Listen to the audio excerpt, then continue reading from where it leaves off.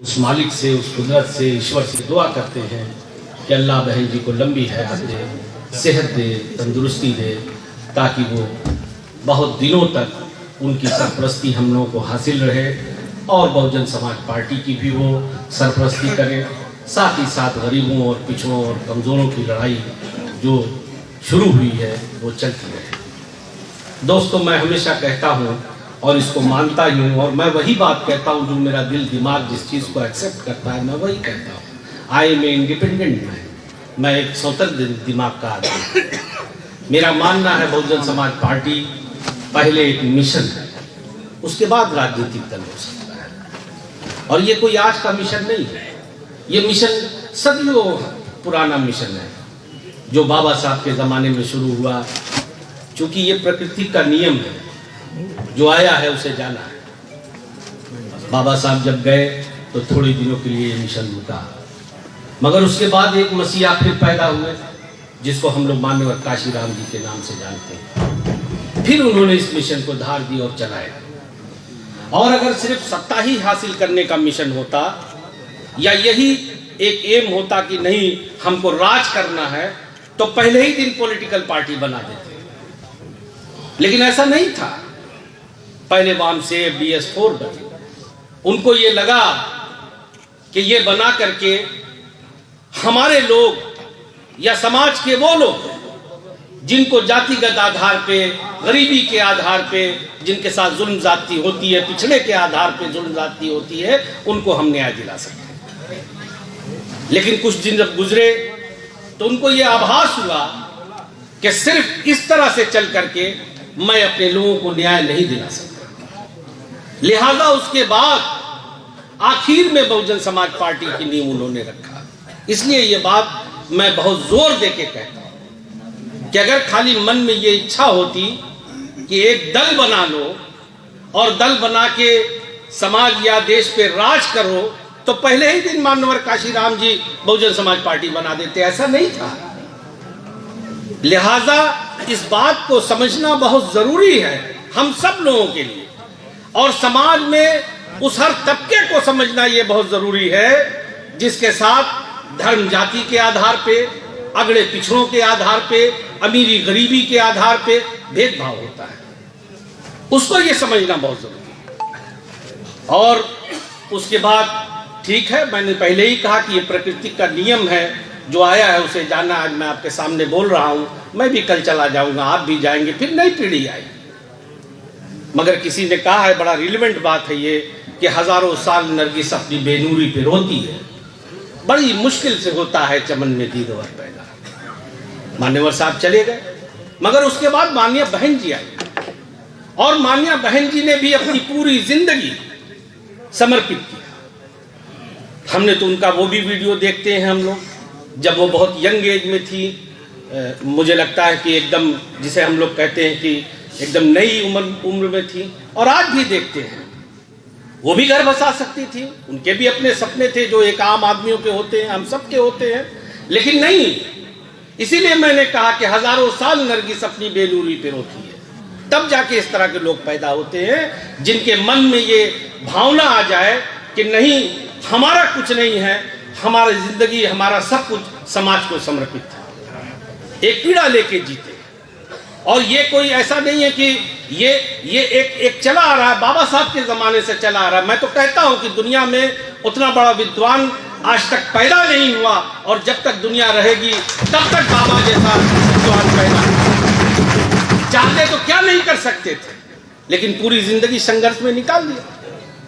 और जो जिंदगी जिया वो सब जानते हैं। अभी हमारे बड़े भाई डॉक्टर साहब आएंगे, वो भी बताएंगे विस्तार से। हम लोग तो उनसे सीखते हैं। अक्सर मुझे लिख के वो देते थे। मैं जब पहली बार विधायक हुआ था तो मैं बहुत कुछ पूछता रहता था इनसे।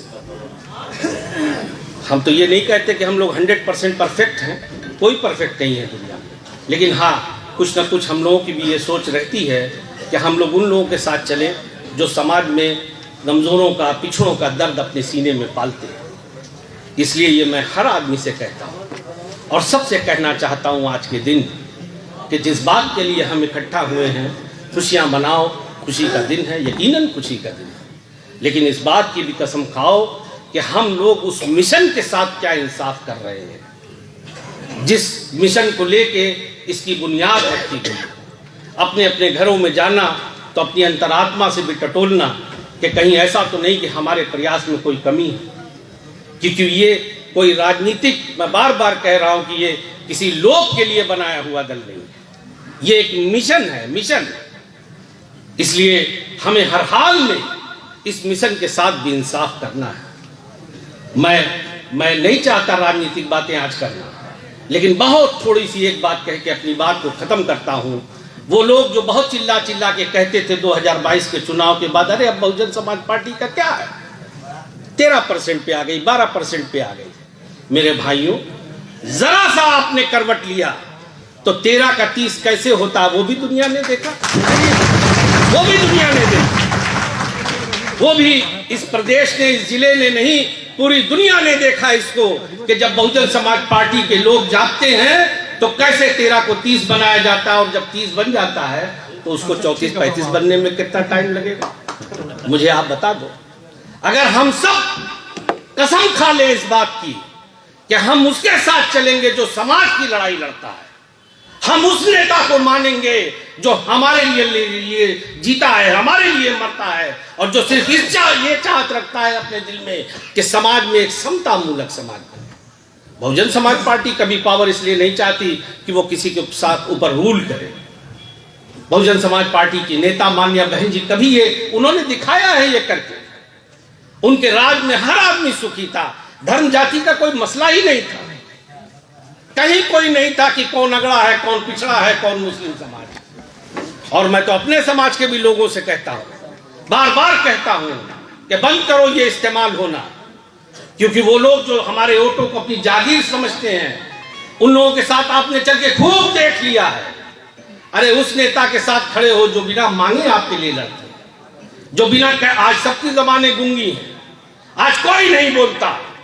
मैं उन लोगों से कहता हूं चीख चीख करके कि देखो, मीडिया को देखो, पेपर को देखो, सोशल मीडिया को देखो, अगर कोई निडर होके शेर की तरह से चिल्ला के आपकी बात कहता तो मांगिया बहन। मेरे भाइयों, मैं इसके आगे अब नहीं बढ़ूंगा, वरना सब राजनीतिक ही हो जाएगा। अभी लोग कहेंगे, कह रहे थे राजनीतिक बात नहीं करेंगे, सब वही बात कह रहे हैं। लेकिन कुछ बातें इसलिए कहना मजबूरी हो जाती है कि हम आज जिसलिए इकट्ठा हुए, ये दिन खाली ये कोई ऐसा नहीं कि एक नाचने गाने का दिन, ये चिंतन और मनन का दिन। ये इसलिए दिन है, ये एक ऐसा दिन है कि हमें, अगर वाकई हम बहन जी को ये मानते हैं दिल से कि हमारी नेता हैं, तो हमें ये कसम भी खाना है कि मैं लड़ूं, हमारी बहन संगीता लड़े, कोई लड़े, जीतना बहुजन समाज पार्टी को ये कसम। ये महत्व नहीं है कि कौन लड़ेगा और कौन, हमारी पार्टी जीतेगी। हम एक एक वोट के लिए लोगों के दरवाजे पे जाएंगे, समाज का कोई भी तबका छूटना नहीं चाहिए। आज ही से कसम खा लो, हर गांव, हर गली, हर चट्टी पे जो मिले हमें अपनी बात कहना है और अपनी बात को बताना है। ये लोग तो लूट रहे हैं चारों हाथ पैर से, जुल्म जाति की इंतहा। चलो अब यहीं बंद कर देते हैं। जय हिंद।